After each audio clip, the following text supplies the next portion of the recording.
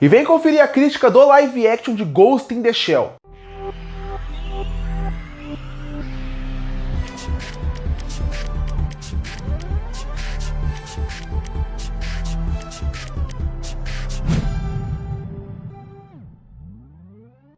E em 2017 chegava nos cinemas o live action de Ghost in the Shell, filme esse que vinha com a ideia de vamos contar a história original do mangá e também do filme animado que é dos anos 90 e que fez um extremo sucesso. Bom, esse é aquele live action que ele é um resumo perfeito de tudo que os americanos fazem, ou faziam pelo menos, porque eles agora estão acertando com alguns live actions agora, mas que eles faziam para mostrar como eles não entendem como trabalhar uma obra oriental.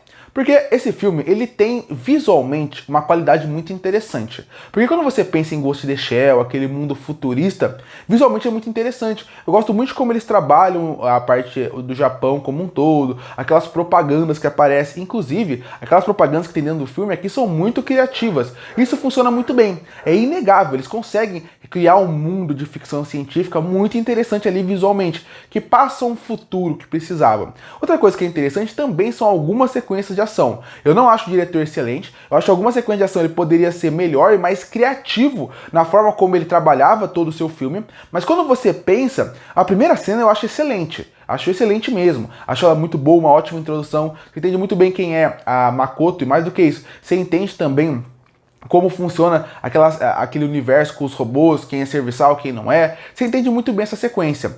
E ainda por cima você tem a Scarlett Johansson. Eu gosto da Scarlett Johansson muito nesse filme, porque ela consegue dar um ar de robô com pensamento, no sentido de a movimentação dela, como ela age. Ela consegue passar muito bem isso na atuação. O problema desse filme é que ele é aquela velha história que o americano sempre faz, que é o filme é bom, o original. O filme é ótimo, o filme é excelente, é um dos mais marcantes do Japão, influenciou as irmãs Wachowski a criar Matrix, por exemplo. Mas os americanos pensam, não, a gente tem que criar da nossa forma. É bom, mas a gente pode melhorar. E aí é que é o problema. Como se melhora uma obra excelente? E o problema de melhorar não é nem esse, o problema é que assim, eles querem fazer com que o filme seja mais comercial, porque eles acham que o original não é comercial. E se você analisar friamente, o Ghost in the Shell original, ele é muito menos comercial hoje em dia no sentido de como ele é feito. Ele é um filme muito reflexivo, a animação, né? Ela é muito reflexiva. A Makoto fica momentos pensando sobre a vida, pensando sobre quem ela é naquele lugar, pensando como é ser um robô naquela sociedade. E isso é muito interessante, só que isso é o cerne do filme. Isso é o que faz a animação ser tão incrível como ela é.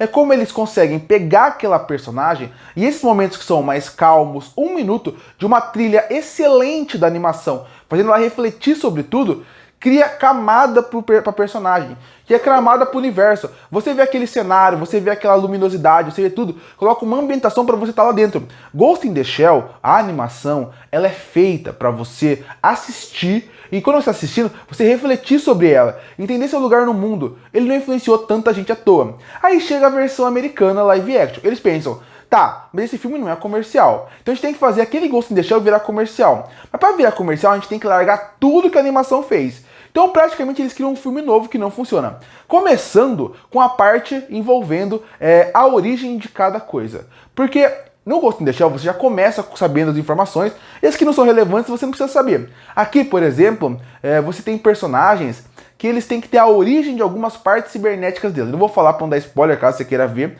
mas tem algumas origens cibernéticas, algumas coisas que já são envolvidas dentro do filme, como o Batou, que é mais fácil falar assim, que ele já existe uma forma, já é parte dele. Aqui não, dão uma origem para aquele ponto, dão uma origem para certas características que não precisa. É tratar o público como burro. É como se você chegasse e falasse assim, público, isso aqui é óbvio, isso aqui é muito básico, você assistir o filme você vai entender, mas a gente tem medo que você não entenda. Então a gente vai dar uma origem para tudo, vai ficar bem mastigadinho para você. Não funciona. Isso não funciona de maneira nenhuma, e o diretor não consegue trabalhar isso, não consegue trabalhar nada disso. E essa cena, inclusive, do Batou, que envolve uma parte do corpo dele que vai ser mudada, essa parte ela mostra como um americano não sabe fazer filme. Quando ele perde aquela parte, era pro Batou, como um todo, mudar sua vida, mudar sua visão do mundo.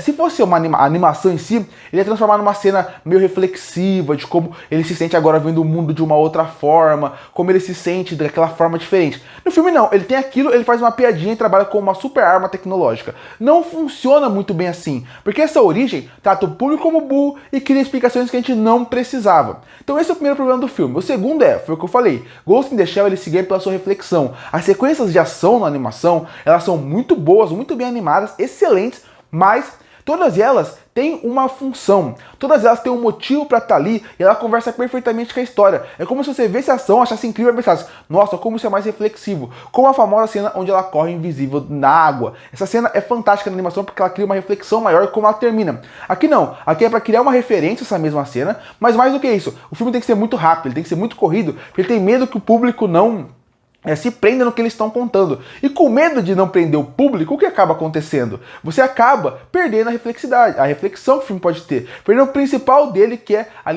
saber quem é você no mundo, o que você está fazendo, como aquele mundo que parece super tecnológico, parece mais frio do que o mundo de hoje em dia, com menos tecnologia. Isso não tem no filme, porque o filme é tão corrido, tão acelerado, com sequências de ação, que ele acaba não tendo nenhum momento reflexivo. Você não sente isso. Às vezes, pra você ter uma noção de como o filme faz isso, como ele não consegue criar essa reflexão e esse mundo por trás, essa coisa que é legal do Ghost in the Shell, é que às vezes um personagem tem que falar algo positivo para outro para criar uma cena que a animação, o diretor não consegue criar. Então o grande problema desse filme é o roteiro, que ele não consegue trabalhar o universo como deveria, os personagens como deveria, a história como deveria, porque eu vou chegar na história, então tudo acaba se desmoronando. Inclusive a história, ele cria todo um plot de origem, de qual que é a origem dela e tal, que também não precisava. Essa origem, ela também quebra uma das principais discussões que a animação tem, que é tão relevante, que faz a animação ser tão boa, tão clássica. Então até isso se quebra. No fim, esse filme poderia ser um filme de ação de ficção científica com outro nome, com referência a Ghost in the Shell, porque ele, se chamasse qualquer outro filme, seria um filme ruim, mas que não referencia um clássico das animações. Como eu falei, visualmente, ele tem boas atuações, ele tem bons momentos de ação, que variam com momentos bem ruins, porque o diretor não é um excelente diretor de ação. Você tem momentos de direção também que variam muito entre... Ele consegue conduzir bem uma cena, mostrar bem o ambiente, com sequências que não fazem sentido nenhum, com momentos que são colocados e tirados, com momentos de roteiro que você pensa, quem escreveu isso? Como, por exemplo, uma sequência que envolve uns cachorros.